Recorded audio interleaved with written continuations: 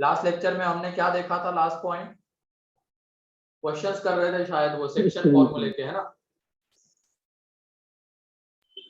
है कि नहीं? हाँ सर। ठीक है, तो अब आगे बढ़ते हैं। और हाँ, वो भी कर लिया था ना हमने, क्या कहते हैं, DCs and DR. Yes sir. DCs and DR देख लिया था, उसके एक दो क्वेश्चंस भी हमने किए थे। तो आज कुछ और क्वेश्चंस हम करते हैं। देखो एक मिनट बस।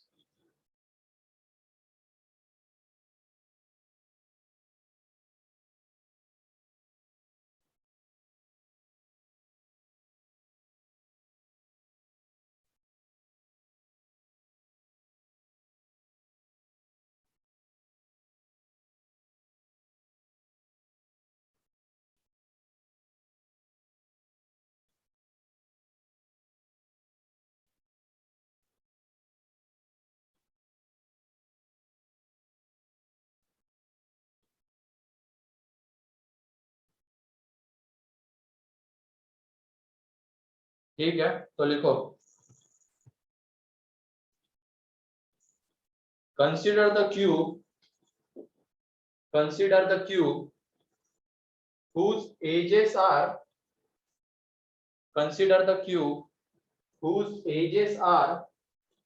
parallel to the coordinate axis.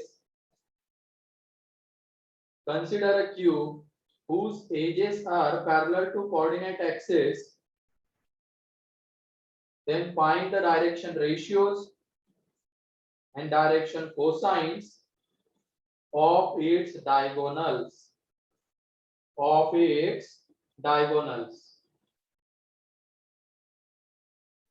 Find के बाद क्या है? फाइंड द डायरेक्शन कोसाइंस कर लेना सिर्फ। Find the direction cosines, ratios हटा दो क्योंकि रेशियोज तो बहुत सारे हो सकते हैं। तो direction cosines. Consider the cube whose edges are parallel to the coordinate axis, then find the direction cosines of its diagonals. ठीक है?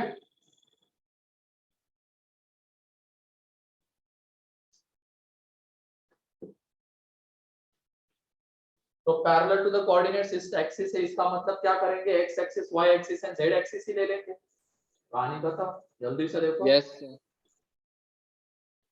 जल्दी करो।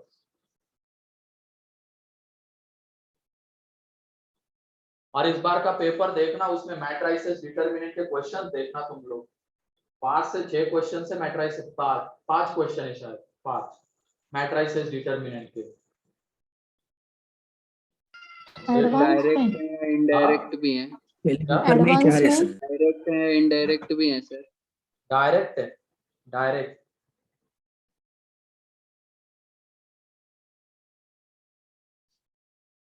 देखना, तुम लोगों ने तो एक्सरसाइज 3 सॉल्व ही नहीं की थी ना उसकी, बहुत सारे लोगों ने। फिर उसके बाद तुम्हारा प्रोबेबिलिटी जो था, प्रोबेबिलिटी, उसके 4-5 क्वेश्चंस है। जनरली ऐसा होता नहीं है। पेपर 2 में कॉम्प्लेक्स नंबर के ज्यादा थे। हाँ, कॉम्प्लेक्स नंबर के 3-4 क्वेश्चंस है क्वेश्चंस है, भर भर के आया हुआ है। कोऑर्डिनेट 11th में खास करके टारगेट किया गया था, कोऑर्डिनेट ज्योमेट्री को भर भर के क्वेश्चंस थे। लगभग circle, straight line and conic section अगर लिया जाए तो 8 से 9 क्वेश्चंस पूछे गए थे कोऑर्डिनेट से। मतलब जो ओवरऑल मार्क्स रहते उसमें का 25%, तो 60 का 20 देख लो, 120 का 25%। तो उतने क्वेश्चंस पूछे गए थे उसके कोऑर्डिनेट के। लगभग 30 से 35 मार्क का कोऑर्डिनेट था। लास्ट ईयर कैसा इक्वल डिस्ट्रीब्यूशन था लास्ट ईयर, इस बार ऐसा नहीं था। इस बार तो बाइनोमियल के ऊपर क्वेश्चन ही नहीं आया, सीक्वेंस सीरीज के ऊपर भी आया तो वो प्योरली सीक्वेंस सीरीज का नहीं था, किसी और का था, तो सीक्वेंस सीरीज के ऊपर भी नहीं था। एलसीडी के ऊपर आया, वो तो नहीं दिखा, देखना पड़ेगा फिर से पेपर। एलसीडी के ऊपर होगा एक बार, ठीक है। बाकी एओडी के ऊपर फंक्शन और एलसीडी का मिक्स आया था एक। हाँ, फंक्शन और एलसीडी का मिक्स आया था एक। हाँ मिक्स आया होगा। फिर उसके बाद डिफाइनेट इंटीग्रेशन के भर भर के आए थे, area under the curve 2-3 question, मतलब 4 से 5 क्वेश्चन डिफाइनेट इंटीग्रेशन के थे। तो इक्वल वेटेज वाला तो ये पेपर नहीं था मैथ्स में। एंड 12th का पोर्शन ज्यादा पूछा गया था, 11th में से सिर्फ कोऑर्डिनेट को टारगेट किया गया। पीएनसी का एक आध क्वेश्चन है, सो एसओटी का एक क्वेश्चन है, एंड बाकी पूरा कोऑर्डिनेट था, कोऑर्डिनेट ज्योमेट्री जो हम यहाँ पे पढ़ाते हैं उसके हिसाब से मैं बोल रहा हूँ। ज्यादातर क्वेश्चन जो मेजर पार्ट था वो 12th के पोर्शन का था।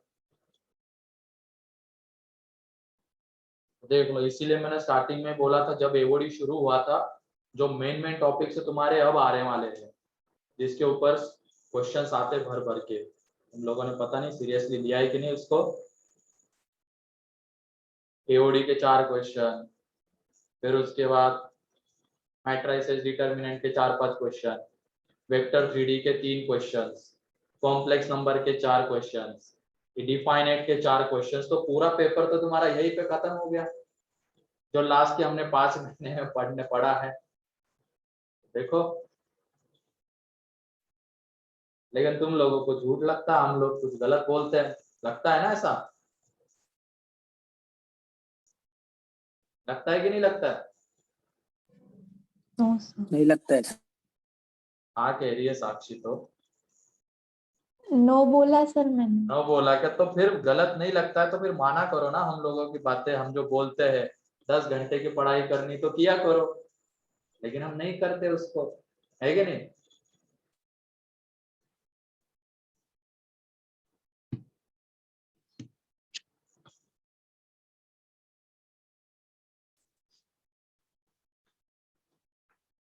और तुम्हारे एडवांस में जैसे इन लोगों को जितना टाइम मिला था उतना तुम लोगों को नहीं मिल पाएगा।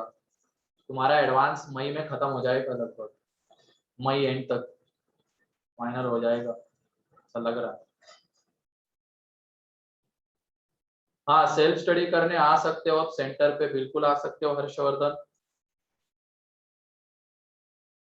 ठीक है, आज आज से ही शुरू कर दो आना।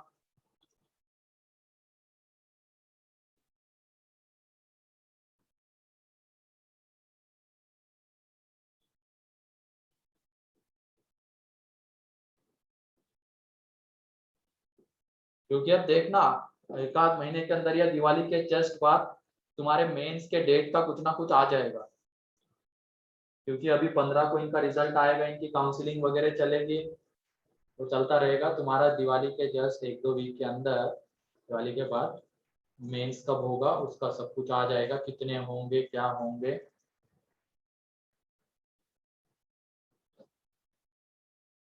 तो डायरेक्शन कोसाइंस बताओ, डायगोनल्स के क्या क्या आ रहे हैं जल्दी से। डायरेक्शन कोसाइंस और डायगोनल्स के पूछे गए, मतलब वो डायगोनल्स कौन से है? Body diagonals. Body diagonals. हाँ, स्कोर कैलकुलेट किया है बच्चों ने, मतलब जितना हम लोगों को एक्सपेक्टेड था उससे 20-30 मार्क्स कम आ रहे हैं बच्चों के। अब पता नहीं ऐसा क्यों हुआ, मे बी इंटीजर टाइप ज्यादा थे उसकी वजह से हुआ, क्योंकि इंटीजर टाइप में गेस भी नहीं कर सकते है ना, और वो इंटीजर ऐसे नहीं थे कि 0 to 9 के बीच में डिजिट, उसका आंसर 54 बहुत बड़े बड़े भी थे। तो बच्चों को तो लगा था कि उस टाइम पे इजी पेपर है, पेपर 1 को बोल रहे थे ना इजी है, लेकिन उसी में कम मार्क्स दिख रहे बच्चों के, तो क्योंकि इसमें उसमें इंटीजर बहुत भर भर के थे। मल्टीपल छोड़ दिया जाए तो पूरा पेपर ही इंटीजर का था, मतलब जैसे 18-19 क्वेश्चन थे ना, 6 क्वेश्चन मल्टीपल करेक्ट के थे, बाकी 13 क्वेश्चन फिर इंटीजर थे। नहीं नहीं, सिंगल करेक्ट भी थे, सिंगल करेक्ट 4 थे, वो छोड़ दिए जाए तो मतलब 9-10 क्वेश्चन इंटीजर के थे, मतलब मेजर पोर्शन इंटीजर का ही था। उसकी वजह से भले ही उनको वहां पे लगा होगा कि हाँ हमने सही सॉल्व किया है, लेकिन वो गलत हो गया, खास करके केमिस्ट्री में। मैथ्स में तो उनको टाइम ही नहीं मिला, फिजिक्स में लगे रह गए हैं। मैथ्स में क्या किया था, स्टार्टिंग में 4 क्वेश्चन स्टफ दे दिए गए थे, उन्होंने सॉल्व किया होगा, स्टार्टिंग के 4 नहीं बने होंगे तो शिफ्ट करके उधर गए होंगे फिजिक्स केमिस्ट्री के ऊपर। बाद में देखते हैं। मैथ्स के लास्ट वाले क्वेश्चन बहुत इजी थे, 10-11 क्वेश्चन इजी थे, वो तो तुम लोग भी कर सकते हो। उसका इंटीजर टाइप देखना, पेपर 1 में इंटीजर टाइप, एक वेक्टर 3D का क्वेश्चन छोड़ दिया जाए तो बाकी जो 3 क्वेश्चन है वो तुम इजीली कर सकते हो। मैक्सिमम स्कोर कितना जा रहा है, 200 जा रहा है, 190, 185। अभी 2-3 लोगों ने काउंट नहीं किए हैं, देखते हैं उनका भी उसी रेंज में आएगा। तो वही कह रहे हैं ना, हम लोग एक्सपेक्ट कर रहे थे 230 तक तो आ ही जाएंगे एक आध के तो, लेकिन वो 20-30 कम आए। ठीक है, एक्सपेक्टेड रिजल्ट इस बार तो नहीं मिल पाएगा। नहीं, AR 500 पागल है क्या भाई? 200 मार्क्स पे इतने भी गधे बच्चे नहीं बैठे हैं पूरे इंडिया में। नहीं, AR 500 तो नहीं है उतने पे। तुम लोग लाओगे वो तो तुम्हारे से एक्सपेक्टेशन है, अब हम लोगों के। ठीक है,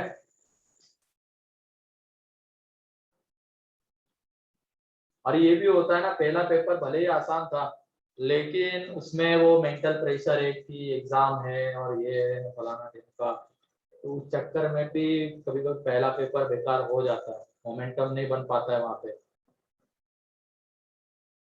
हाँ, 1000 से 2000 के रेंज में होगी उनकी रैंक, 2-3 बच्चों की, अगर लास्ट ईयर का देखा जाए तो। ऐसे बहुत सारे बच्चे बोल तो रहे थे स्टार्टिंग में इजी था, बाद में जब काउंट करने गए तो इंटीजर टाइप में लुट गए। भले ही लगता है उनको कि हाँ सही सॉल्व किया, लेकिन मुश्किल होता है फिर।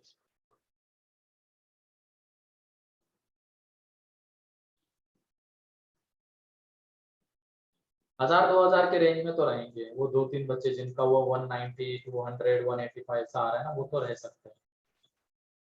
बाकी 1-2 और बाकी है, उन्होंने काउंट नहीं किए हैं, उनका एक बार पता चल जाएगा तो फिर देखते हैं।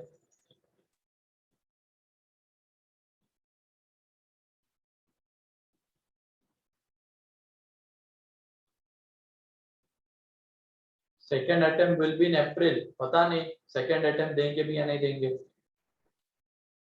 अभी पता नहीं ना कुछ भी। अब कैसे बोल दूं मैं कि 2 अटेम्प्ट होंगे, 3 होंगे, 4 होंगे? जैसे इस बार की तरह 4 कर दिए थे, गधों की तरह पछता रहे थे बाद में क्यों कर दिए 4। अब इस बार मैं भी ऐसा करे, 4 की बजाय 1 ही रखते हैं, अब काम खत्म। ऐसा भी कर सकते हैं। ठीक है, तो हर एक चीज के लिए रेडी रहना, लेकिन चाहे कुछ भी हो। तो डायरेक्शन कोसाइंस क्या आ रहा है ये बताओ, तब से पूछ रहा हूं मैं, कोई बोल ही नहीं रहा है।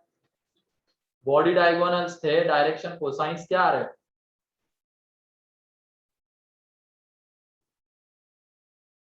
अरे वेक्टर 3D पढ़ रहे हो, उसका कुछ आता भी है क्या तुम लोगों को?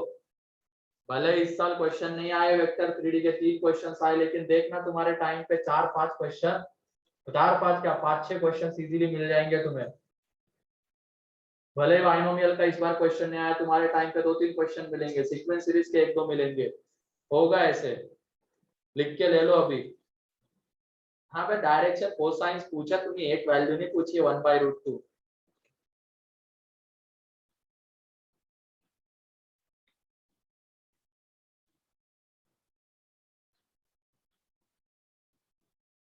बताओ बताओ कौन बताएगा, बोलो सार्थक, डायरेक्शन कोसाइंस किसी एक बॉडी डायगोनल के बताओ चलो।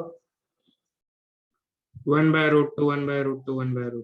तो गधे 1/√2, 1/√2, 1/√2 के स्क्वायर का सम क्या 1 आता है क्या? 1/√3, 1/√3, 1/√3, 1/√3, 1/√3 ये एक के होंगे प्लस माइनस। ठीक है, थोड़ा ध्यान रखना। और दूसरे बाकी के आएंगे वो क्या रहेंगे, 1/√2, 0, 1/√2 ऐसे रहेंगे। देखते हैं वो भी। तो ये देख लो यहाँ पे, ये हमारा z एक्सिस, ये x एक्सिस, ये y एक्सिस, एक क्यूब ले लिया। क्या लेना चाहोगे उसकी साइड लेंथ? A। ए, चलो ए ले लेते हैं। तो ये point A B C D E F G, तो नीचे ए बी सी डी कर देते हैं, ऊपर में ई एफ जी एच। ठीक है, तो ये ओरिजिन ले लेते हैं, पैरेलल टू कोऑर्डिनेट एक्सिस है तो कोऑर्डिनेट एक्सिस से ले लिया हमको। तो यहाँ पे ये तो ओरिजिन है, इसके कोऑर्डिनेट 0 0 0, इसके कोऑर्डिनेट्स आ जाएंगे, साइड लेंथ ए ले लिए तो a 0 0, इसमें a 0 y एक्सिस है तो ये a 0, इसके कोऑर्डिनेट्स आ जाएंगे 0 a 0, इसके कोऑर्डिनेट्स 0 a, इसके कोऑर्डिनेट्स 0 0 a, इसके कोऑर्डिनेट्स a 0 a, यानी इसके आ जाएंगे a। तो इसमें बॉडी डायगोनल्स कौन से है? 4 बॉडी डायगोनल्स है। नाम बताओ उनको, ये ABCDFGH के टर्म्स में बॉडी डायगोनल्स। क्या DH एक बॉडी डायगोनल होगा क्या? Yes sir. तो DH के अलावा वेक्टर हमें मिल जाएगा क्या? AI cap plus BJ cap, sorry AJ cap, एक मिनट, 1/√2 1/√2 किसी में नहीं आएगा, सब में 1/√3 आएगा, सब में 1/√3 ही आएगा, वो प्लस माइनस का डिफरेंस रहेगा, बस वो देख लेते हैं। इसमें DH वेक्टर A, ठीक है, ये तो लेकिन A उसके क्या कहलाएंगे? DRs। अब उसके अलावा DH के अलावा हमें एक वेक्टर मिल गया ना, तो ये A उसके DRs कहलाएंगे। तो उसके अलावा एक यूनिट वेक्टर, उसके अलावा एक यूनिट वेक्टर निकाल लेंगे, ठीक है। तो यूनिट वेक्टर निकालने के बाद क्या आ जाएगा? वो 1/√3 I cap 1/√3 J cap plus 1/√3 K cap. तो क्या आ रहे हैं इसके ट्रिपलेट्स में, यहाँ पे इस तरीके के फॉर्म में लिखूंगा, क्या क्या मिलेंगे? 1/√3 1/√3 1/√3, या तो क्या हो जाएंगे? -1/√3 -1/√3 -1/√3, इसके थ्रू मिल रहे हैं। DH बॉडी डायगोनल के अलावा ये दो डायरेक्शन कोसाइंस आ सकते हैं, ठीक है। DH के अलावा इधर जा रहे हैं तो प्लस के साथ, अगर नीचे की तरफ जा रहे हैं तो माइनस के साथ, लेकिन है उसी डायगोनल के डायरेक्शन कोसाइंस है। फिर उसके बाद दूसरा बॉडी डायगोनल कौन सा है? क्या BF बॉडी डायगोनल होगा क्या? हाँ होगा। तो BF वेक्टर निकाल लेंगे तो -AI cap -AJ cap plus AK cap. तो इसमें BF के अलावा एक यूनिट वेक्टर, तो वो आ जाएगा -1/√3, यूनिट वेक्टर मतलब इसके मैग्नीट्यूड से डिवाइड करेंगे तो √3a से, तो -1/√3 into J cap plus K cap, ये आ जाएगा। फिर इसमें अगर हम डायरेक्शन कोसाइंस की बात करते हैं तो -1/√3 -1/√3 1/√3, या तो 1/√3 1/√3 -1/√3। तो ये दोनों बोल सकते हैं कि BF डायगोनल के डायरेक्शन कोसाइंस होंगे, ठीक है। फिर उसके बाद एक हो गया BF, DH हो गया, अब बचता है कौन सा? AE body diagonal. तो AE बॉडी डायगोनल उसका क्या हो जाएगा? यहाँ पे -AI cap AJ cap plus AK cap, ये आ जाएगा। अब इसके अलावा एक यूनिट वेक्टर, तो ये -1/√3 I cap plus 1/√3 J cap plus 1/√3 K cap, ये आ जाएगा, ठीक है। तो यहाँ से जो DCs होंगे वो -1/√3 1/√3 1/√3, या तो 1/√3 -1/√3 -1/√3, ये AE बॉडी डायगोनल के DCs होंगे। एंड लास्ट वाला कौन सा बचता है? कौन बताएगा कौन सा बॉडी डायगोनल तो बच वो गया? पॉइंट G होना चाहिए, क्या क्या? वो H के साइड का पॉइंट G होना चाहिए। क्या होना चाहिए? डबल F हो गया। कहाँ पे? ए H के ऊपर side वाला में। Point sir. हाँ, ए के ऊपर वाला पॉइंट ये अच्छा ये 0 दिख रहा है क्या? ये ए है। तो कौन सा बॉडी डायगोनल बचा है अभी? सी जी। कौन सा? सी जी। भाई ये एफ है गधे। सर वो भी तो सर F है। डबल एफ है, एफ उधर वो हो भी गया है ना सर। सर। एफ है सर। एफ उधर हो गया क्या? अच्छा तो जी है ये, जी जी जी यही कह रहे थे क्या? तो ये हो गया, बी एफ हो गया, तो कौन सा है?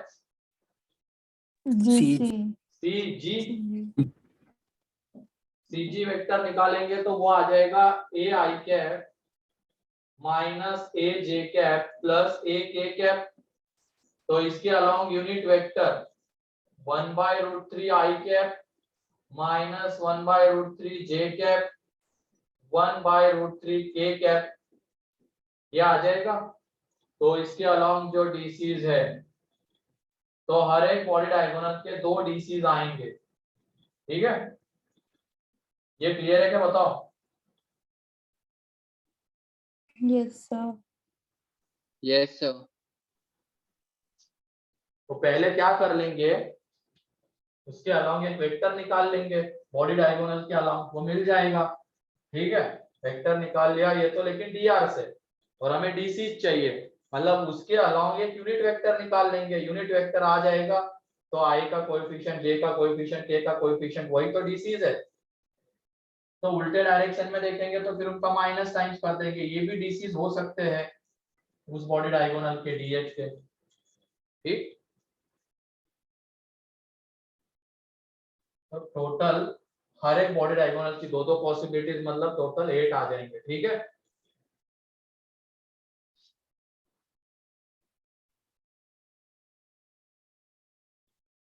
किसी को कोई डाउट इसमें?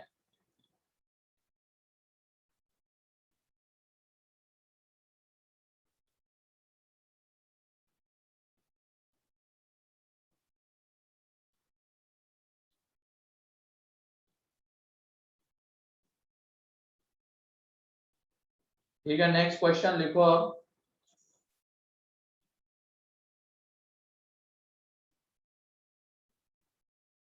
बीएफ में के का कोएफिशिएंट 1, वो 1/√3 है।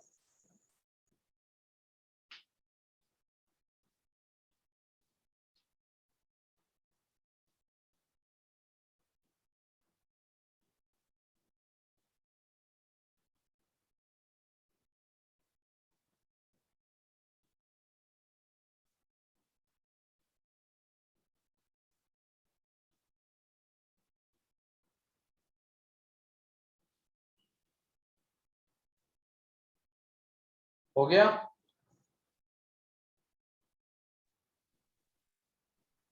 ठीक है, नेक्स्ट एक बढ़िया क्वेश्चन है, वो लिखो।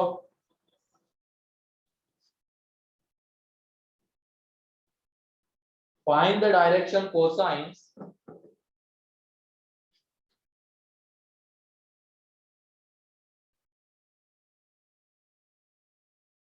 find the direction cosines L M N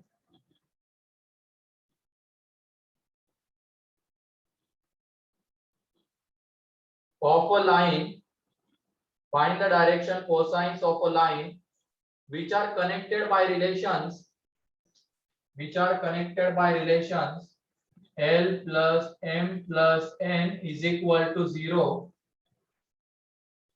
and 2Mn plus 2Ml minus NL is equal to 0. ये मॉड्यूल में भी है, क्या? ये मॉड्यूल में मॉड्यूल होगा में क्या? पार्ट 3 में। मॉड्यूल में है क्या?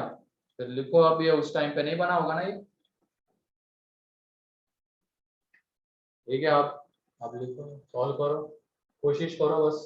इसमें क्या है, एलिमेंट डायरेक्शन रेशियो से किसी लाइन के वो इस तरीके से कनेक्टेड है, तो वेरिएबल तो 3 है, हमारे पास 2 ही इक्वेशन है। क्या इसमें हमें एक और इक्वेशन पता है क्या एलिमेंट ने? L² + M² पता है? L² + M² + कौन सा? N²। हमें पता है L square plus M square plus N square 1। देखो तीन वेरिएबल तीन इक्वेशन साइमल्टेनियसली सॉल्व करो, तीन वेरिएबल तीन इक्वेशन साइमल्टेनियसली सॉल्व करो, जल्दी करो।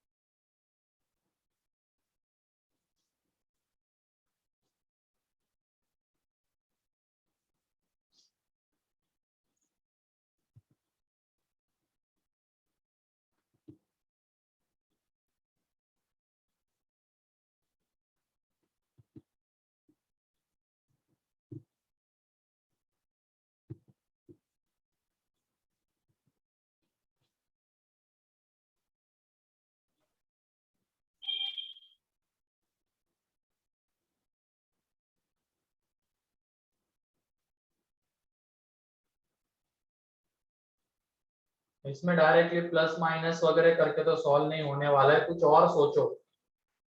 तीन वेरिएबल तीन इक्वेशन कैसे सॉल्व करके वो वेरिएबल्स की वैल्यू बताई जाए। नहीं हर्षवर्धन, गलत है।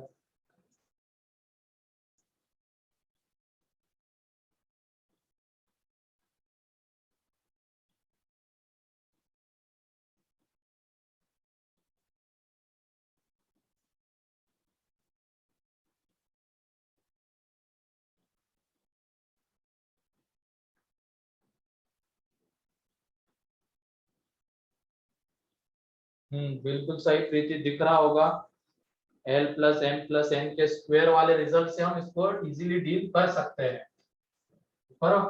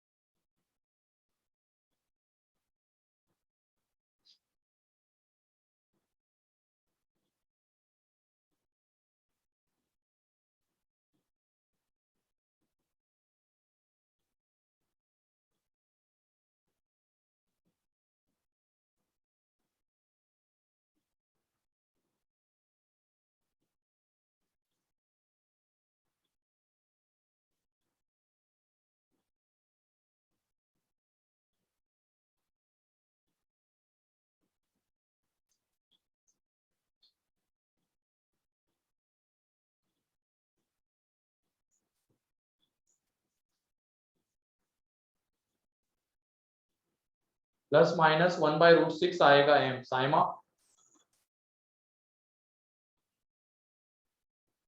हाँ सर। हाँ बिल्कुल सही है। तो वो आगे कहानी खत्म हो गई, एम मिल जाएगा, फिर उसकी हेल्प से एन एल सब मिल जाएंगे।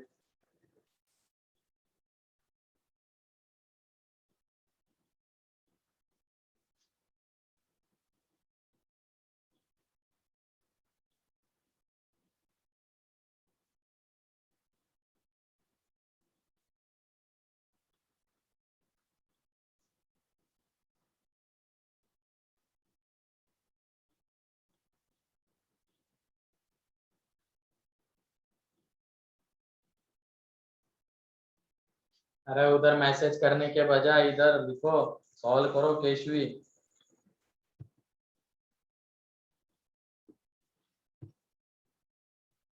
नहीं दिया जा रहा, उधर मैसेज कर रहे आई वाज प्रेजेंट एंड वो ये प्रेजेंट। वैसे भी प्रेजेंट का कहाँ इतना लोड लेते हो तुम लोग।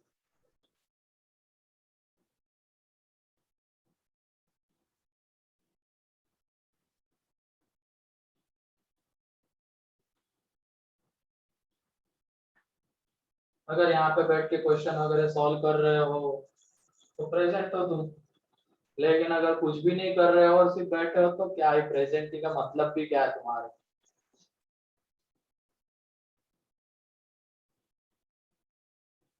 तुच्छ सी चीज के लिए तुम अपना कीमती समय जाया कर रहे हो? कौन सी चीज वो तुच्छ सी? प्रेजेंट ही लगाना। जैसे कि हमने 75% अटेंडेंस कंपलसरी कर दी है तुम लोगों की, वो नहीं होगा तो तुम्हारा कुछ भयानक हो जाएगा? बिल्कुल नहीं।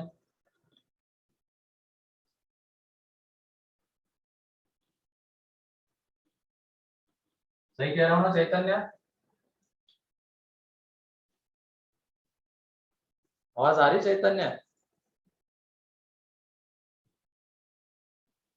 ये गायब है क्या? Yes, sir. सो रहा है क्या? No, sir. सॉल्व कर रहा है क्या इसको? Yes, sir. ठीक है चलो सॉल्व करो। तो यहाँ पे देखो, जितना डाटा हमें यहाँ पे दिख रहा है उसके थ्रू तो ये लग रहा है कि हमें ये चीज यहाँ पे यूज करनी पड़ सकती है। ये होता है L square plus M square plus N square 2LM plus 2MN plus 2NL इसके इक्वल रहेगा ये। अब ये देखो ये तो 1 है, फिर उसके बाद 2MN 2ML मतलब ये वाला पार्ट किसके इक्वल है? n इंटू एल के इक्वल है। ठीक है, तो ये n into L plus 2n into L, यहाँ पे ये कितना 0, तो n इंटू एल की वैल्यू हमें मिल जाएगी कितनी? -1/3 मिल जाएगी। n इंटू एल की वैल्यू हमें मिल रही है -1/3। ठीक है, तो हम एक काम करेंगे, n इंटू एन की वैल्यू को यहाँ पे पुट कर देंगे। ठीक, इसकी हेल्प लेते हैं। n इंटू एल हमें मिल गया, अब इसमें पुट कर दो उसकी वैल्यू, तो 2mn plus 2ml is equal to n into L था, इधर पुट कर दे। यहाँ से देखो 2mn बाहर, यहाँ पे l plus n is equal to -1/√3 और l प्लस n किसके इक्वल रहेगा? -m।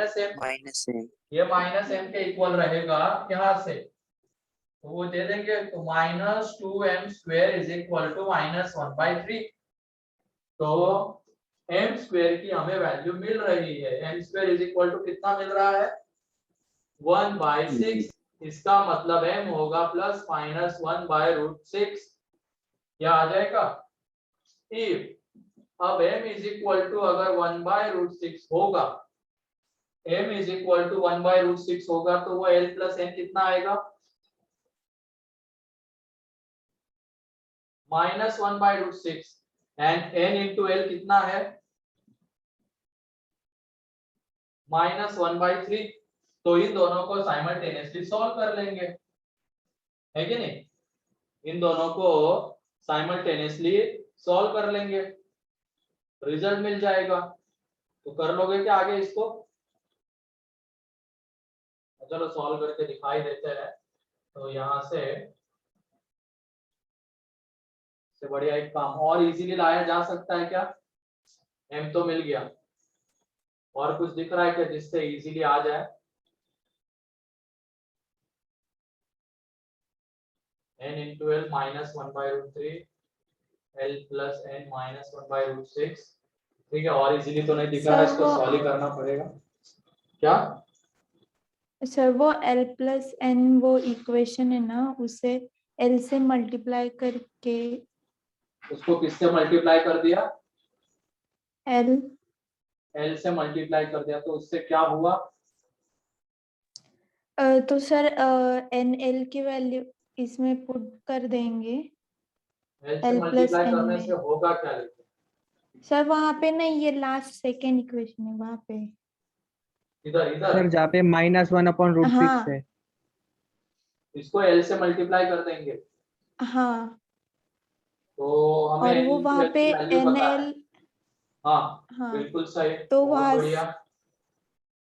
वैसे वही तो कर रहे थे, यही तो तो कर रहा क्वाड्रेटिक ही बनेगी वो। बहुत बढ़िया, मैं भी बोल रहा हूँ, मैं भी वही करने वाला हूँ साइमल्टेनियस सॉल्व करके। ये क्या है? यहाँ से l निकालेंगे, -1/3 है, उसको यहाँ पे पुट कर देंगे। ठीक है, अब बस इसको साइमल्टेनियसली हमें मतलब सॉल्व करना पड़ेगा इस क्वाड्रेटिक को। तो इस क्वाड्रेटिक को जब सॉल्व करने जाएंगे 3n square -3/√6 into n -1 is equal to 0। तो यहाँ से n की वैल्यूज बताओ क्या क्या आ रही है। n इज इक्वल टू क्या मिल रहा है बोलो। n इज इक्वल टू क्या मिल रहा है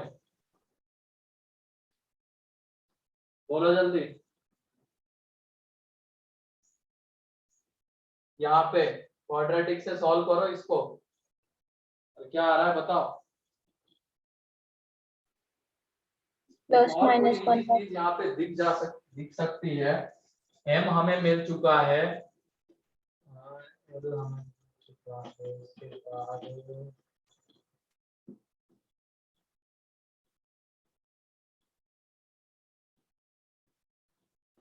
ठीक है वो मिल चुका है। इससे सॉल्व करना थोड़ा गंदा हो जाएगा। एक और चीज बताता हूँ मैं, इससे आ जाएगा आंसर, आंसर आएगा। लेकिन एक और चीज देखो यहाँ पे, इससे बहुत इजीली हम अगर कहीं से L-n लेके आ गए, L-n अगर लेके आ गए तो बहुत इजीली हमारा काम होने वाला है। तो इसको देखो L-n हम यहाँ से ला सकते हैं। हमें m² की वैल्यू पता है, ठीक है, हमें n² की वैल्यू पता है तो इसमें पुट कर देंगे। तो m² plus n² is equal to 1 minus 1/6। फिर उसके बाद L-n लाना है, ध्यान रखो L-n। तो L-n लाना है तो इसमें क्या करना पड़ेगा, -2n इंटू एल, यहाँ पे ये 5/6 -2n इंटू एल, ये बन जाएगा L-n का स्क्वायर। और यहाँ पे ये nl की वैल्यू कितनी है, -1/3 है, हाँ वो पुट कर देंगे। तो 5/6 प्लस 2/3, तो L-n का whole square is equal to 6, 9/6 आ रहा है, मीन्स 3/2। तो L-n is equal to plus minus √3/2। तो साइमल्टेनियसली सॉल्व करो तो तुम्हें मिल जाएगी, ठीक है। L+n तुम्हारे पास है, L-n आ गया तो आंसर मिल जाएगा। कर लोगे, यस सर। हो गया, सॉल्व करके दिखाना पड़ेगा इसको, नहीं कर लो। L+n मिल चुका है, L-n मिल चुका है। L-n कहाँ से लाया, यहाँ से। m² हमें पता था, m की वैल्यू 1/√6 है, तो m² 1/6 वो उधर जाएगा, 1 माइनस 1/6 5/6। और L-n बनाने के लिए हमें 2 इंटू n इंटू एल को यहाँ पे सब्ट्रैक्ट करना पड़ा, यहाँ पे भी सब्ट्रैक्ट कर देंगे। तो इस तरीके से आगे बढ़ जाएंगे तो L-n की वैल्यू हमें मिल जाएगी, ठीक है।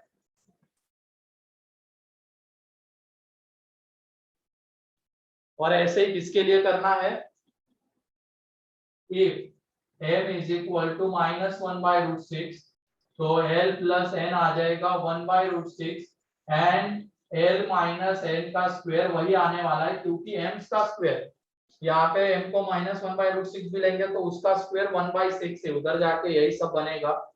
तो मतलब L-n कितना, ±√3/2, ठीक है। तो इसको एंड इसको सॉल्व करो तो यहाँ से एक मिल जाएंगे, बाद में इन दोनों को, तो वहां से ln मिल जाएगा, ठीक है। तो ये लेंथी होते हैं थोड़े क्वेश्चंस, ये सॉल्व वगैरह करना इतना आसान नहीं रहता इसमें। कभी कभी बहुत इजीली रिजल्ट मिल जाता है, लेकिन कभी कभी बहुत हालत खराब कर देता है। चलो अब आगे बढ़ते हैं, एक लास्ट क्वेश्चन इसका, उसके बाद हम डॉट प्रोडक्ट के ऊपर बढ़ जाएंगे। क्वेश्चन ये है, ये लिख लिया क्या, Yes. ठीक है। नेक्स्ट क्वेश्चन है, अ plane trisects the coordinate axis, a plane trisects the coordinate axis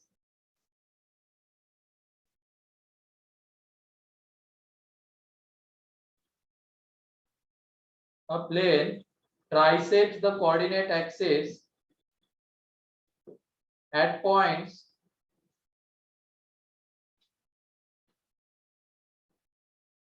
trisect है या इंटरसेक्ट है?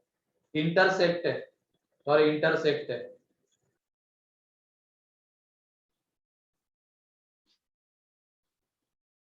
इंटरसेक्ट है। A plane intersect the coordinate axis at points A, B and C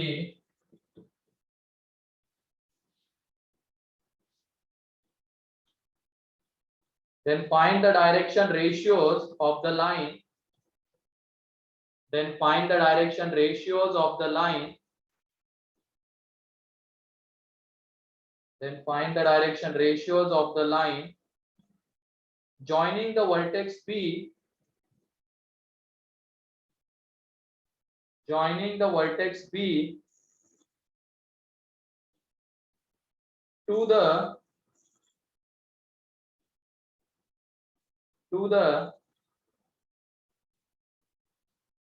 joining the vertex B to the centroid of face to the centroid of face AOC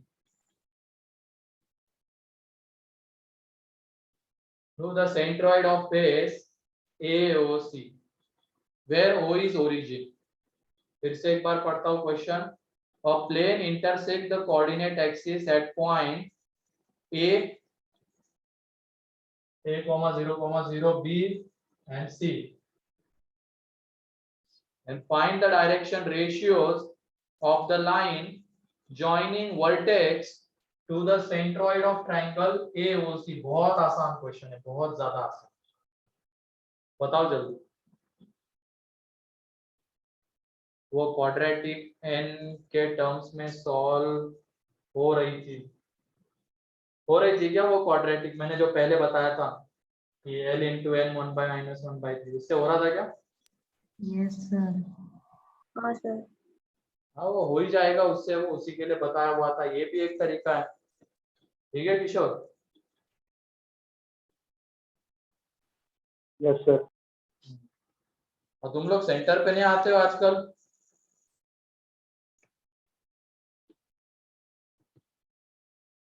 घर पे बैठ के पढ़ाई कर रहे हो क्या? Yes sir.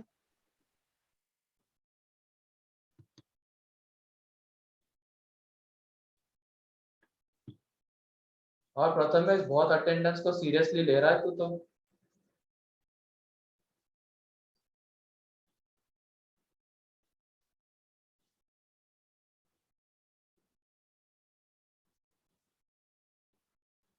हाँ बायो के सर तो ऑफलाइन भी चला है, वो कुछ बच्चों को बुला रहे हैं शायद, पता नहीं क्या।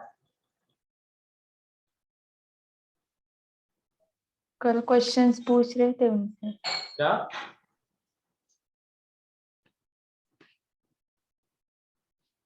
कल क्या कर रहे थे? क्वेश्चंस पूछ रहे थे सर, हम मॉड्यूल लेने गए थे ना। हाँ तो बता दिए क्या तुमने? हमने नहीं, वो बायो के क्वेश्चंस पूछ रहे थे पाठक सर। सर से पूछ रहे थे बच्चों क्या से। बायो के क्वेश्चंस?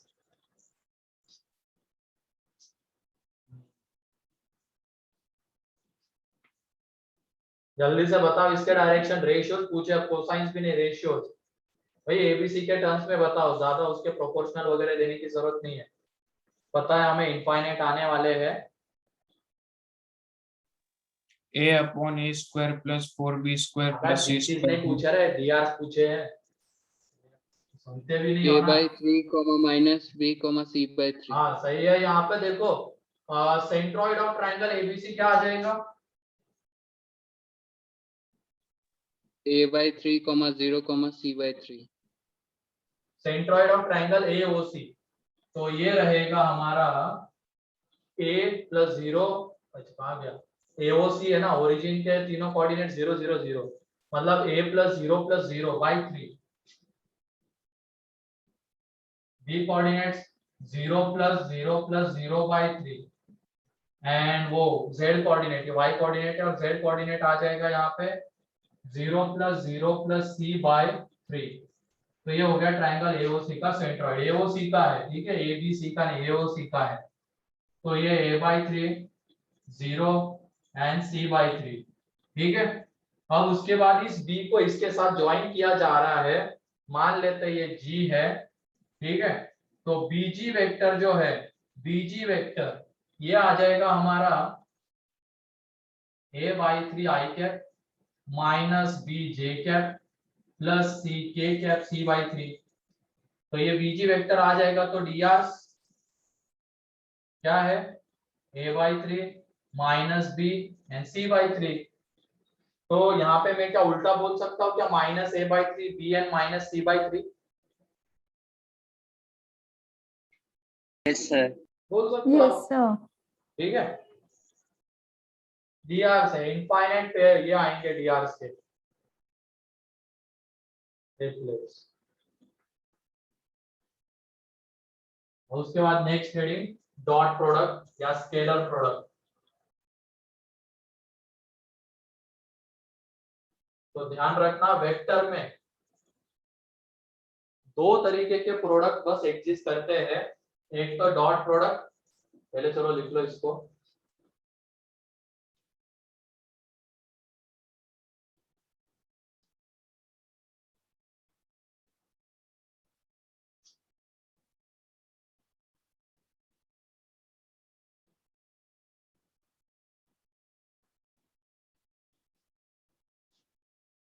रूही वहां पे एओसी है, तो ओ का जो y कोऑर्डिनेट है वो भी 0, इसका भी y 0, इसका भी y 0, तो y कोऑर्डिनेट सेंट्रॉइड का 0 आना, ठीक है। क्योंकि ट्राइंगल एओसी मतलब कौन सा plane, X Z plane, X Z plane है ट्राइंगल एओसी मींस, तो उसका सेंट्रॉइड भी एक्स जेड प्लेन में ही आएगा, तो उसमें y कोऑर्डिनेट 0 होगा।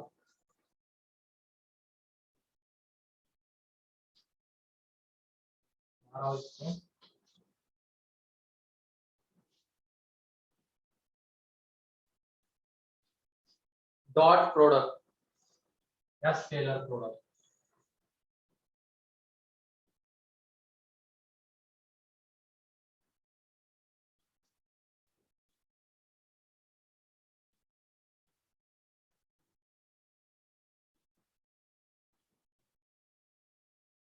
स्केलर प्रोडक्ट, अब इसके ये दो नाम उसके रिप्रेजेंटेशन की वजह से, एक नाम तो डॉट प्रोडक्ट उसके रिप्रेजेंटेशन की वजह से है, एंड स्केलर प्रोडक्ट इसलिए कहते हैं क्योंकि मल्टीप्लाई करने के बाद जो क्वांटिटी आने वाली है वो एक स्केलर क्वांटिटी रहती है। इन दोनों को मल्टीप्लाई कर दिया हमने दो वेक्टर्स को, तो जो क्वांटिटी आने वाली होगी वो स्केलर रहेगी, उसकी वजह से इसको स्केलर प्रोडक्ट भी कहा जाता है। तो यहाँ पे मान लो हमारे पास दो वेक्टर्स है, ए वेक्टर एंड बी वेक्टर, तो उनका जो डॉट प्रोडक्ट है वो इस तरीके से रिप्रेजेंट किया जाता है ए डॉट बी, ठीक है। एंड ये रहेगा इसके equal determinant magnitude of A या modulus of A magnitude of B into cos theta, इसके इक्वल रहेगा। इसी तरीके से डॉट प्रोडक्ट को डिफाइन किया जाता है, ठीक है।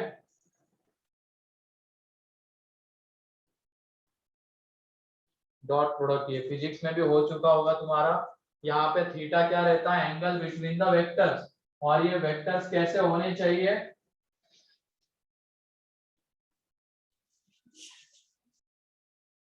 एक ही पॉइंट से जनरेट होने वाले, जैसे मान लो इस पॉइंट से वो जनरेट हो रहे हैं, या इस तरीके के होने चाहिए, उनके जो एंड से,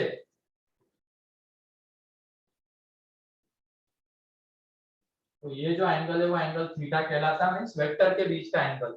अगर मैं बोलूंगा यहाँ पे ये ऐसा,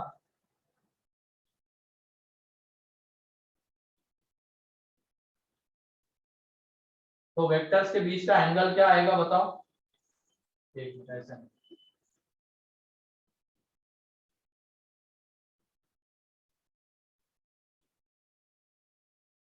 क्या ये एंगल रहेगा क्या वेक्टर्स के बीच का, नो नहीं, No. ये एंगल नहीं रहेगा, क्योंकि इसमें क्या हो रहा है, एक का टर्मिनल एंड एंड एक का इनिशियल एंड, एक का टर्मिनल पॉइंट एंड एक का इनिशियल पॉइंट, ये एक दूसरे को मैच कर रहे हैं, तो इसमें क्या कराएंगे,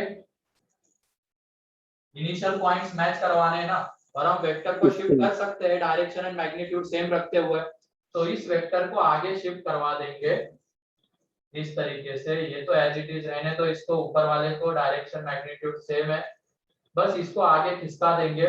आगे खिसकाने के बाद ऐसा दिख जाएगा कि इनके जो इनिशियल पॉइंट्स है वो मैच कर रहे हैं, तब जाके इनके बीच में जो एंगल आएगा वो एंगल वेक्टर्स के बीच का एंगल कहलाता है। ठीक है, ये वाला नहीं। तो ये ध्यान रखना दो चीजें, वेक्टर्स के बीच का एंगल थीटा हम तभी बोलेंगे जब वो एंगल कैसे मेजर किया गया होगा, इस तरीके से, जब वो उनके इनिशियल पॉइंट सेम है तो जो एंगल आ रहा है उनके बीच में, जब उनके इनिशियल पॉइंट्स क्या है सेम है तो उनके बीच में जो एंगल आ रहा है, ठीक है, तो वो थीटा कहलाता है। कोई भी रैंडम एंगल हम थीटा यहाँ पे नहीं ले सकते, उसके लिए उनका इनिशियल पॉइंट का मैच करना जरूरी है। ये हो चुका होगा मेरे ख्याल से फिजिक्स में। Yes, sir. हाँ सर।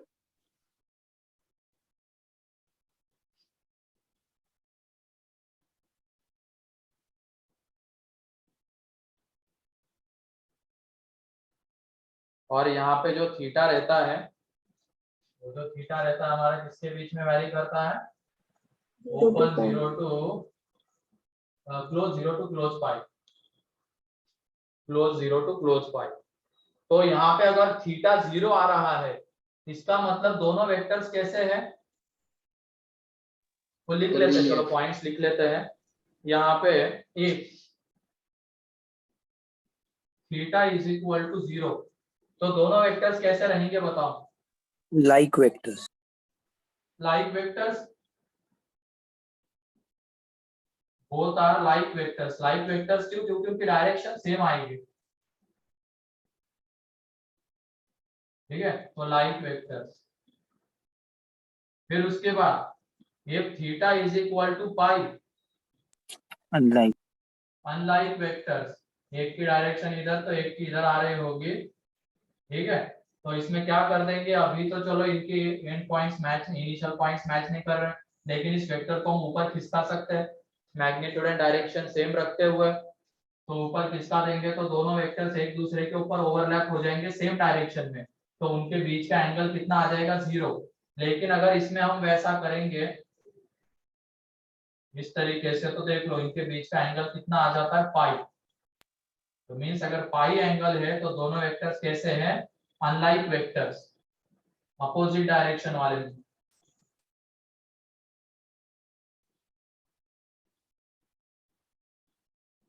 ठीक है, if theta is equal to pi by 2, तो वेक्टर्स कैसे रहेंगे,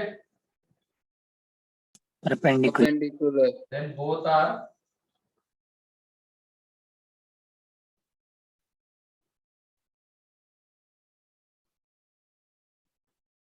perpendicular to each other।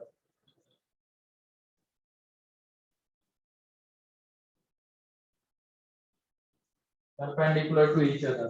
यहाँ पे एक और चीज बताओ, अगर थीटा हमने लेस देन 0 ये ले लिया, एक्यूट ले लिया, मींस इसके बीच में open 0 to open pi by 2, तो बताओ तुम लोग डॉट प्रोडक्ट उस केस में कैसा आएगा, पॉजिटिव आएगा या निगेटिव आएगा, पॉजिटिव आएगा। पॉजिटिव। तो उस केस में a डॉट b ये आ जाएगा हमारा ग्रेटर देन 0, ठीक है। फिर उसके बाद अगर हमने थीटा को ले लिया पाई बाय 2 टू पाई के बीच में, नेगेटिव। तो निगेटिव आ जाएगा।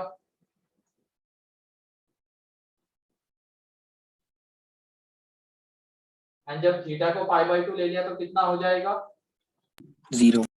ये भी लिख लेना यहाँ पे, a डॉट बी यहाँ पे किसके इक्वल आएगा, यहाँ पे लिखते जाओ,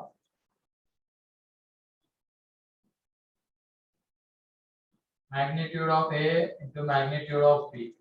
यहाँ पे ले लिया तो a डॉट बी किसके इक्वल आ जाएगा, minus times of magnitude of a into magnitude of b। यहाँ पे ले लिया तो ये a डॉट बी कितना आ जाएगा, 0। तो इसका मतलब कोई भी दो वेक्टर्स अगर आपस में परपेंडिकुलर है तो उनका डॉट प्रोडक्ट कितना रहेगा, 0 रहेगा। उनके बीच का एंगल अगर एक्यूट है तो उनका डॉट प्रोडक्ट पॉजिटिव, और उनके एंगल्स के भी मतलब उनके बीच का एंगल ऑब्ट्यूज है π/2 to पाई के बीच में है तो उनका डॉट प्रोडक्ट निगेटिव आएगा। जब पाई रहेगा तब भी वो देखो निगेटिव आने वाला है, लेकिन फिक्स वैल्यू हम इसकी बता सकते हैं। 0 रहेगा तो पॉजिटिव आएगा। क्लियर है ये?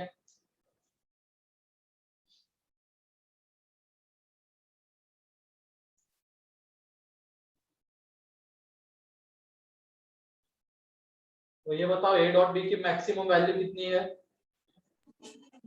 A into B. Magnitude of A into B. ये वाली है, फर्स्ट पॉइंट में मिलेगी। फिर b वेक्टर उसकी मिनिमम वैल्यू कितनी है? ये है, -6. ठीक है। ये मैक्सिमम ये मिनिमम और वो कौन से एंगल के लिए आती है वो भी हमें पता है। इनका यूज, इसका एक ज्योमेट्रिकल मीनिंग है, ठीक है। ये कुछ तो रिप्रेजेंट करता है डॉट प्रोडक्ट, तो देख लेंगे उसका यूज। लेकिन ये जो पॉइंट्स हमने देखे हैं तो इन पॉइंट्स के ऊपर भी क्वेश्चंस बन सकते हैं, हमें वहां पे ऑब्जर्व करना पड़ता है। कभी कभी दिया जाएगा a डॉट b 0 है तो इसका मतलब वो दोनों वेक्टर्स कैसे परपेंडिकुलर, ये कंक्लूजन हम निकाल सकते हैं वहां से। फिर उसके बाद a dot b positive given रहेगा एंड वहां पे सॉल्व करने के बाद थीटा की 2-3 वैल्यूज आ रही होगी and theta a and b के बीच का एंगल रहेगा। तो कौन सा एंगल लेना है? 0 to π/2 के बीच का। तो इसलिए ये पॉइंट्स की हेल्प होती है, ठीक है।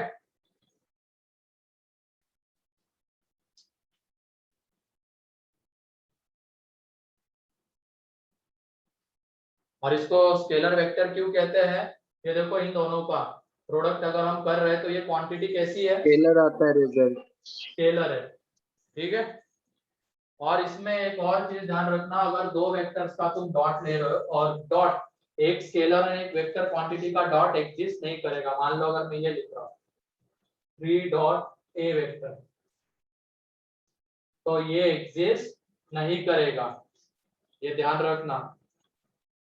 उसके लिए दोनों क्वांटिटीज का क्या होना जरूरी है? वेक्टर होना जरूरी है, तब जाके वहां पे डॉट प्रोडक्ट डिफाइन होगा, अदरवाइज डॉट प्रोडक्ट डिफाइन नहीं होगा।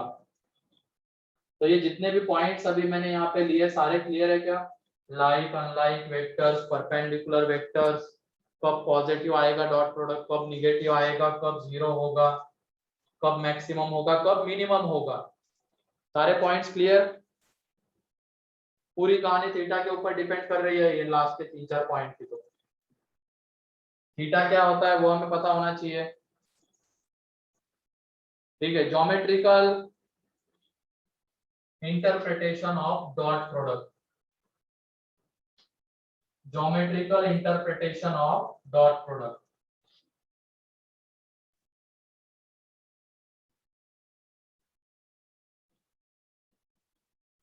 Geometrical interpretation of dot product.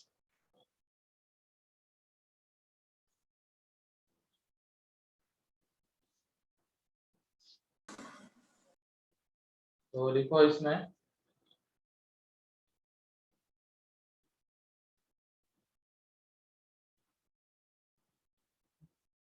dot product is used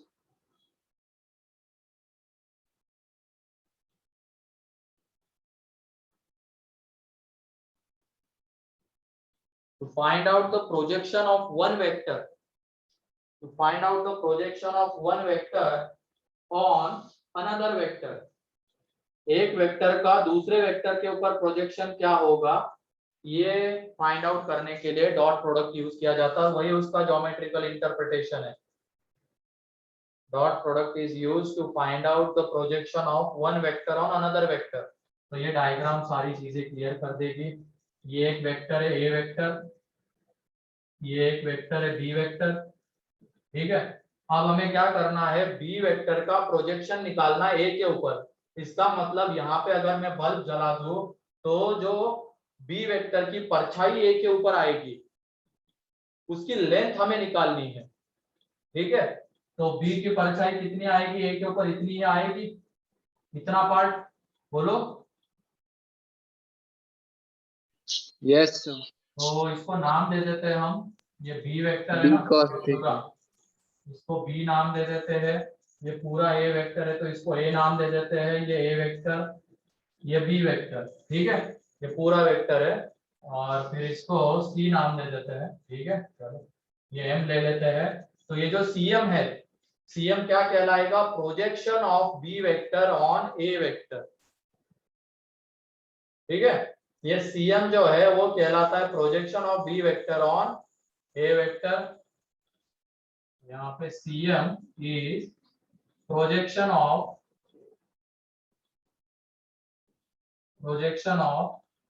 B vector on A vector. ठीक है, अब ये दोनों वेक्टर्स के बीच का एंगल थीटा मान लो, थीटा है। तो ये देखो, ये कितना आ जाएगा? cos थीटा कितना आएगा बताओ? यहाँ पे इस ट्रायंगल में cos theta in triangle CM by B. CM, cos theta निकालेंगे तो CM अपॉन CB आएगा, एंड CM अपॉन CB क्या है? Magnitude of B। ठीक है, ये आ जाएगा। तो ये देख लो, यहां से ये CM कितना हो जाएगा? तो cos थीटा। अब ये cos थीटा हम डॉट प्रोडक्ट से बता सकते हैं कि कितना होता है। ये हो जाएगा A dot B upon magnitude of A into magnitude of B होगा। बोलो। Yes, sir. है ना, क्योंकि A डॉट B क्या रहता है? Magnitude of A into magnitude of B into cos theta. तो cos थीटा इसके इक्वल आएगा, यहाँ से B भी गया, तो ये आने वाला है। तो देख लो, डॉट प्रोडक्ट यूज हो रहा है। सीएम क्या है? Projection of B vector on A vector. तो जिसके ऊपर प्रोजेक्शन है उसका मैग्नीट्यूड नीचे आएगा, एंड जिसके ऊपर प्रोजेक्शन निकालना है उन दोनों का डॉट ऊपर। तो ये कहलाता है projection of this on this. Clear? तो ये है इसका ज्योमेट्रिकल इंटरप्रिटेशन, प्रोजेक्शन निकालना। क्लियर है ये?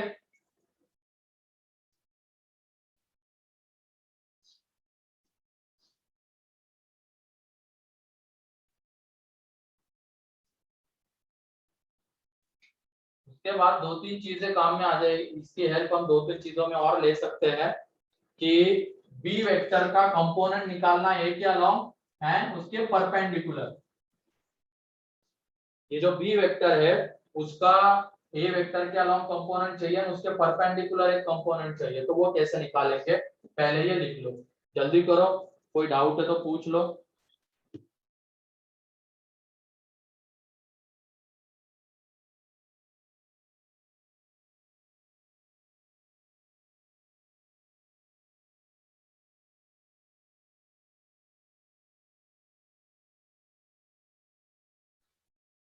किसी को कोई डाउट उसमें? No sir. ठीक है, तो एक प्रोजेक्शन निकालने के लिए इसकी हेल्प ली जाती है। फिर इसके एप्लीकेशंस हम देखेंगे, अभी तो ज्योमेट्रिकल इंटरप्रिटेशन देख रहे हैं कि क्या है ये एग्जैक्टली। ठीक है,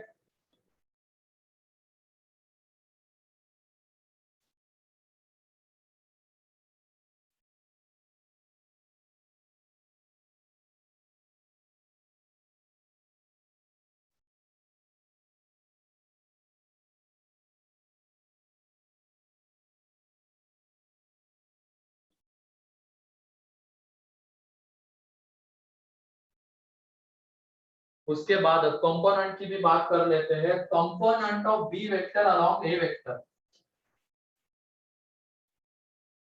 component of B vector along A vector, तो क्या वो सीएम वेक्टर रहेगा क्या? हाँ सर। Yes, sir. अब हमें देखो सीएम का मैग्नीट्यूड पता है, ये सीएम का मैग्नीट्यूड है, तो बस हमें क्या चाहिए होगा, उसके अलोंग एक यूनिट वेक्टर पता होना चाहिए। सीएम के अलोंग एक यूनिट वेक्टर हमें पता होना चाहिए। तो क्या हम सीएम के अलोंग एक यूनिट वेक्टर निकाल सकते हैं क्या? Yes sir. क्या रहेगा? ए वेक्टर बाय मैग्नीट्यूड ऑफ। क्या ये वो रहेगा? बोलो। हाँ sir. Magnitude of CM and उसके अलोंग एक यूनिट वेक्टर, तो हमें क्या दे देगा वो सीएम वेक्टर। इसका मतलब यह आ जाएगा A dot B upon magnitude of A into A क्या आ जाएगा, A vector upon magnitude of A vector. तो जो प्रोजेक्शन आने मतलब ये उसके अलोंग जो कंपोनेंट आने वाला है वो ये रहेगा। यहाँ पे मैं डॉट वगैरह कुछ नहीं दे रहा हूँ बीच में, क्योंकि ये कैसी स्केलर क्वांटिटी है तो इनके बीच में डॉट नहीं आएगा, वो सिंपल रहेगा बस स्केलर उसके मल्टीप्लिकेशन में नीचे मैग्नीट्यूड ऑफ ए का स्क्वायर। तो ये है कंपोनेंट ऑफ बी अलोंग ए, तो वो है सीएम वेक्टर। सीएम वेक्टर का हमें मैग्नीट्यूड पता है, बस उसके अलोंग एक यूनिट वेक्टर चाहिए था, तो वो कौन सा, एक है, तो वहां से component of B along A आ गया। अब उसके बाद component of B perpendicular to A, वो बहुत इजीली निकल जाएगा। ये वो है कंपोनेंट, ये सीएम वेक्टर हमें मिल चुका है। तो ट्रायंगल लॉ ऑफ एडिशन से component of B perpendicular to A vector, perpendicular to A vector, तो वो क्या रहेगा, एमबी वेक्टर। और एमबी वेक्टर किसके इक्वल आएगा, ट्रायंगल लॉ ऑफ एडिशन से cm plus MB is equal to cb। इसका मतलब cb vector minus cm vector, and cb vector क्या है, b vector minus cm vector, ये रहा। तो उसके परपेंडिकुलर भी कंपोनेंट निकल जाएगा, बोलो। Yes, sir. तो ये रहा component of B along A, वो component of B perpendicular to ए।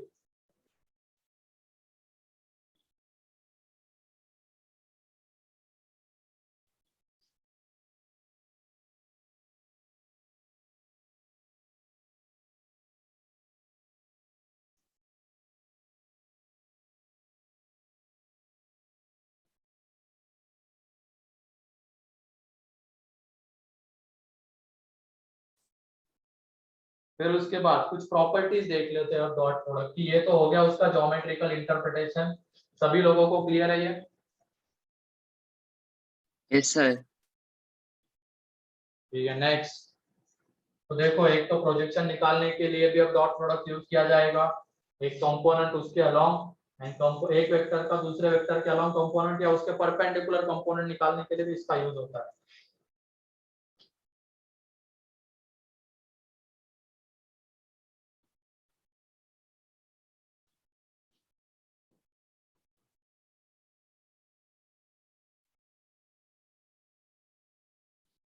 उसके बाद है properties of dot product.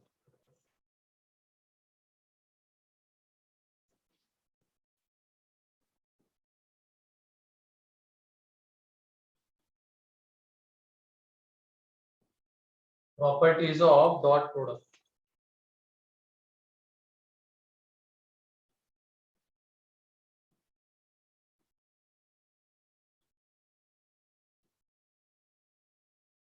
Properties of dot product. तो सबसे पहली प्रॉपर्टी,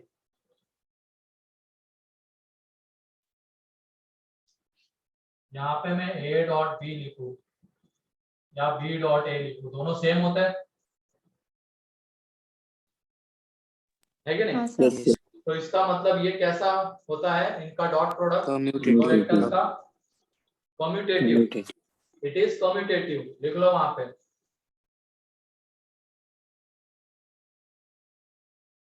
फिर उसके बाद a dot b vector plus c vector, तो यहाँ पे मैं डिस्ट्रीब्यूट करके अंदर में ऐसा लिख सकता हूँ a dot b plus a dot c, बोलो। तो ये कौन सा लॉ Yes, होता sir. है, डिस्ट्रीब्यूटिव। डिस्ट्रीब्यूटिव।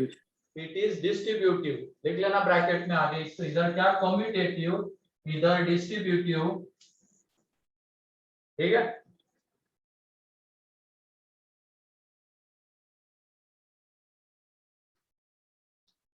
फिर उसके बाद थर्ड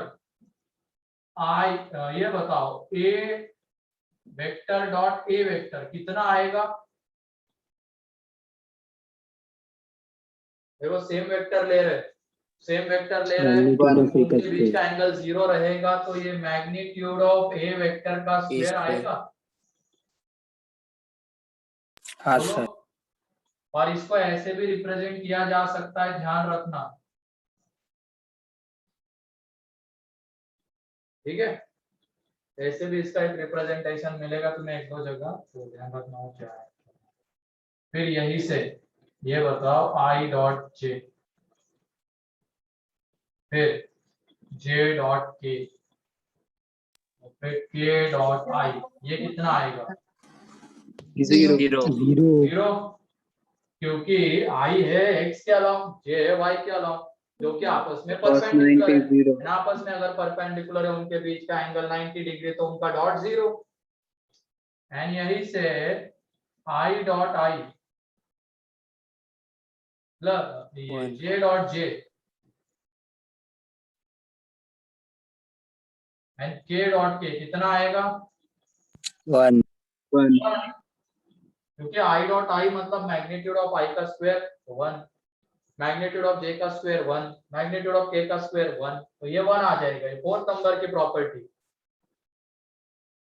फिर अब इन्हीं दोनों प्रॉपर्टीज की हेल्प लेंगे हम दो वेक्टर को मल्टीप्लाई करने के लिए, मतलब जब वेक्टर आई जे के फॉर्म में गिवन रहेगा तब।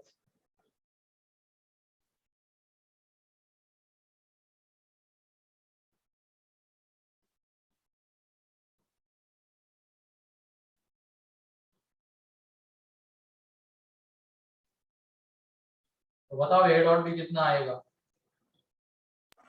A1 B1 plus A2 B2 A1 plus B1 A3 B2. जैसे हम मल्टीप्लिकेशन करते वैसे ही करना है, A1 I cap dot B1 I cap, तो A1 B1, फिर उसके बाद A1 I cap dot B2 J cap, तो I डॉट J तो जीरो हो जाएगा, इसका मतलब I dot J I dot K ये जीरो, फिर J dot I zero, J dot J 1, तो दूसरा जो एलिमेंट आने वाला है A2 B2, फाइनली जब देखेंगे तो आ जाएगा A3 B3, तो ये इन दोनों का डॉट होता है A1 B1 plus A2 B2 plus A3 B3, ठीक है।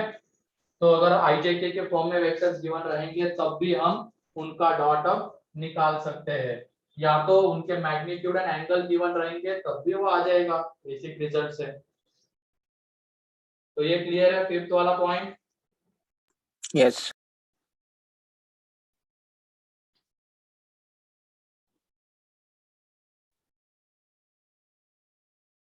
ठीक है, ये हो गया। अब उसके बाद 6 नंबर की property, magnitude of A vector plus B vector, ये किसके इक्वल रहता है पता है क्या? किसी को आइडिया है क्या? A square plus B square plus 2AB cos theta. हाँ, magnitude of A square magnitude of B vector का square plus 2 times of A dot B, इसके इक्वल रहेगा। एंड यहाँ पे अगर माइनस ले लिया तो यहाँ पे माइनस आ जाएगा, और इसको Cos theta भी आएगा ना सर? हाँ, Cos theta भी आएगा ना? अरे ए डॉट बी लिख रहा हूँ मैं, ध्यान से देखो।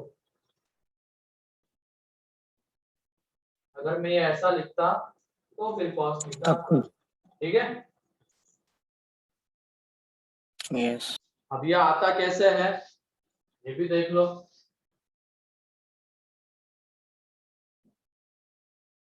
तो ये पहले तो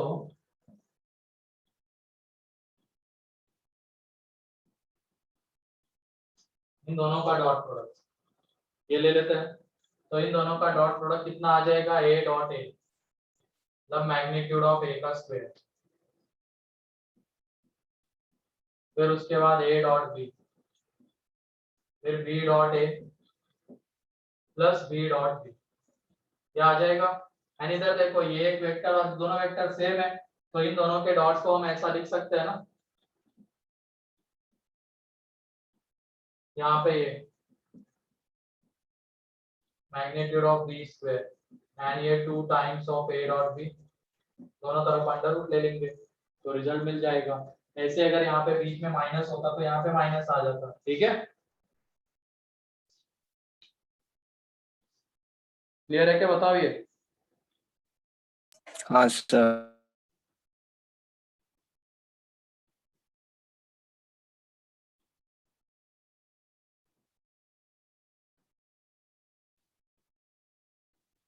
तो ये इसके क्या कहते हैं प्रॉपर्टीज है, और एप्लीकेशन भी हमने वो प्रोजेक्शन वगैरह जो देख लिया वो एप्लीकेशन था।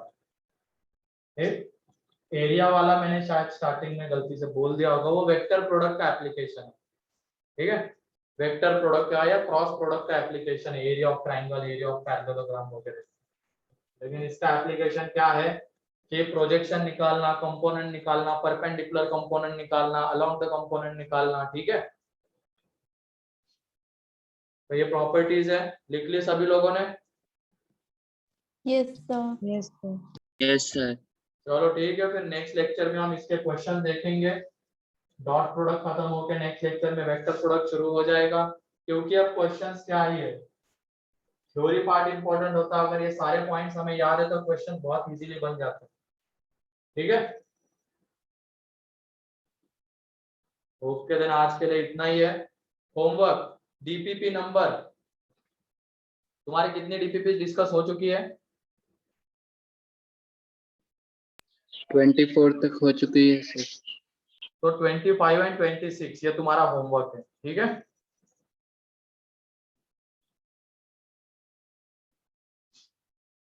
ठीक है, फिर आज के लिए इतना ही है।